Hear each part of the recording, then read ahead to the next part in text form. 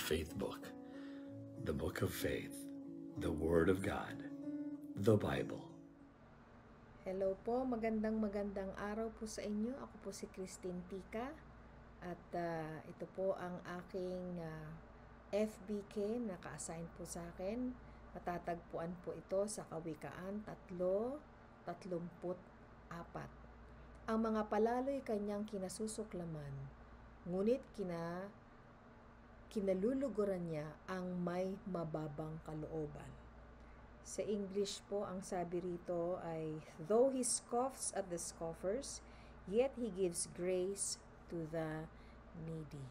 Napaka-importante po ng topic na ito, yung tungkol po sa pride. The comparison between pride and humility.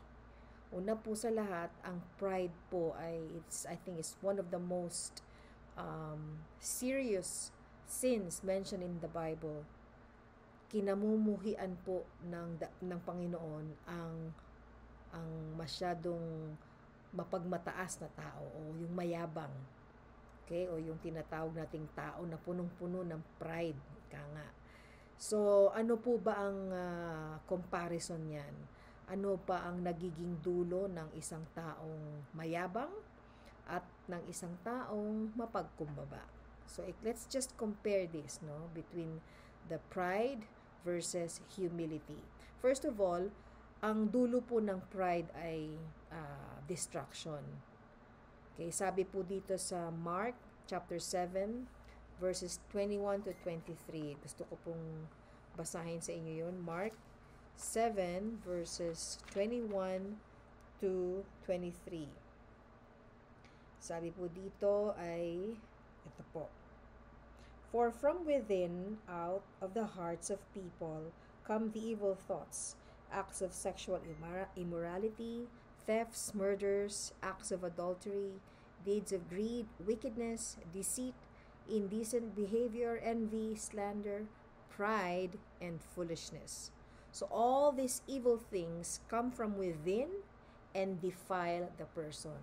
Kapag po ang tao ay punong-puno ng mga nabanggit ko pong mga kasamaang pag-uugali, katulad ng panloloko, paggawa ng hindi mabuting ugali, pangangalon niya, at marami pa, pagnanakaw, pagpatay ng tao, kasama rito ang pride o kayabangan. Ang sabi po rito ng Biblia, ito po ang sumisira sa ating pagkatao. It defiles the person.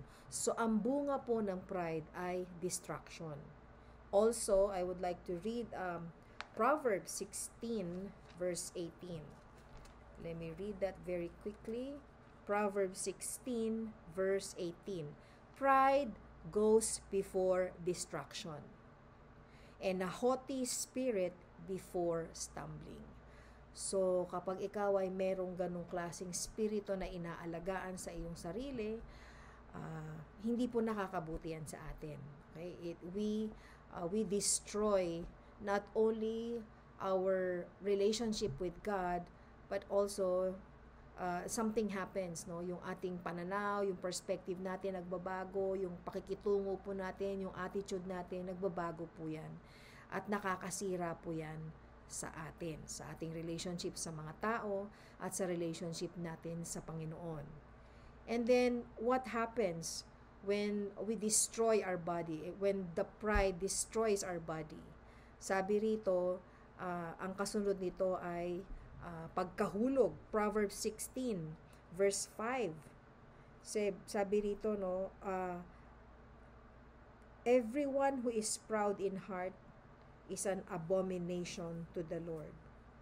Be assured that He will not go unpunished. Yan, mahuhulog tayo sa kaparusahan. Doon tayo babagsak. Paparusahan po tayo ng Panginoon. At ayaw natin yon, hindi ba? Gusto natin, ang ginagawa natin ay makakalugod sa Diyos. And we want to avoid any sort of punishment from the Lord. Especially kung ang dahilan ay dahil sa pride sa ating puso, sa kasalanan. So let's compare that to a person who is being humble. Sabi po rito, ang taong mapagpakumbaba, ang nagiging bunga po ay ang pagbibigay ng biyaya ng Panginoon. Sabi po sa James chapter 4 verse 6. Let me read that to you. James chapter 4 verse 6.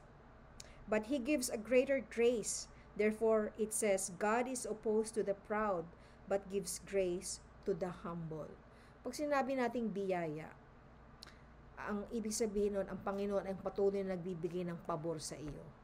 Sa anumang sitwasyon na meron ka sa buhay mo, yung pagdadaanan mo, palagi ang pabor ng Diyos ay nasa iyo.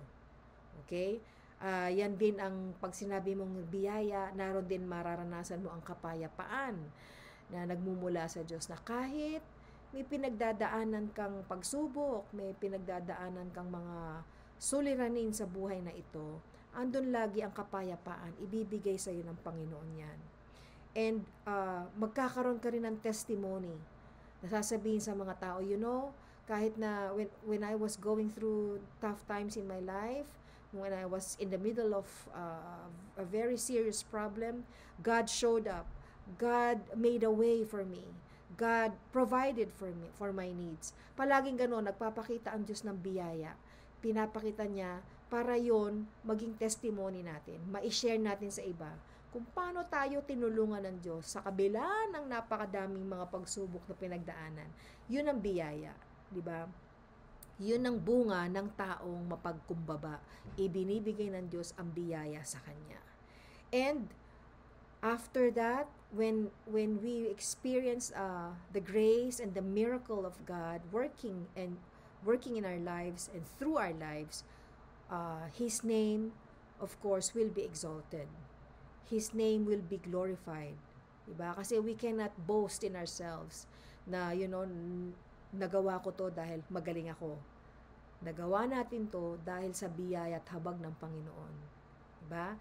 At alam nyo ba, ang taong mapagkumbaba ay pinagpapala ng Diyos. Sabi po sa Luke chapter 14, verse 11. Let me read that. Luke 11. Hanapin natin dito. Luke chapter 14, I'm sorry. Luke chapter 14, verse 11. Sabi dito, for everyone who exalts himself will be humbled, and the one who humbles himself will be exalted. So, ang taong mapagmataas, taong punong-puno ng pride, alam nyo, ang sabi ng Bible, ibabagsak siya. Pero kapag ang tao ay mapagkumbaba, siya naman ang itinataas. He will be exalted by God.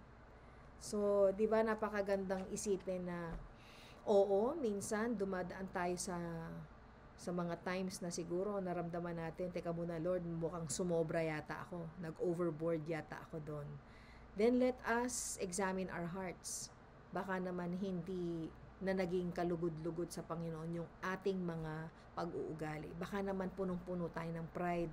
Hindi tayo marunong mag-sorry. Hindi natin ma-acknowledge yung ating mga mali na ginawa sa ating kapwa o ginawa nating mali sa Panginoon.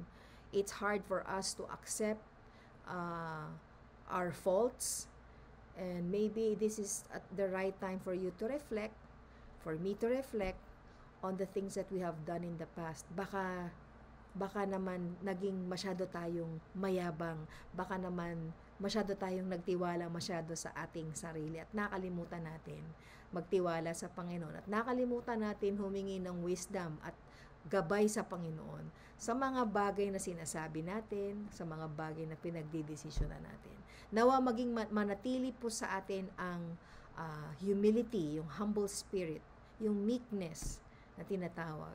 Let us be humble before the sight of the Lord, and we know in God's time, He will exalt us and He will continue to shower His blessing and grace to all of us. Maraming salamat po sa inyo at maraming salamat po sa mga bumati sa aking kaarawan. Pagpalain po kayo ng Panginoon at magkita-kita po tayo muli sa ating susunod na FBK. God bless po sa inyong lahat.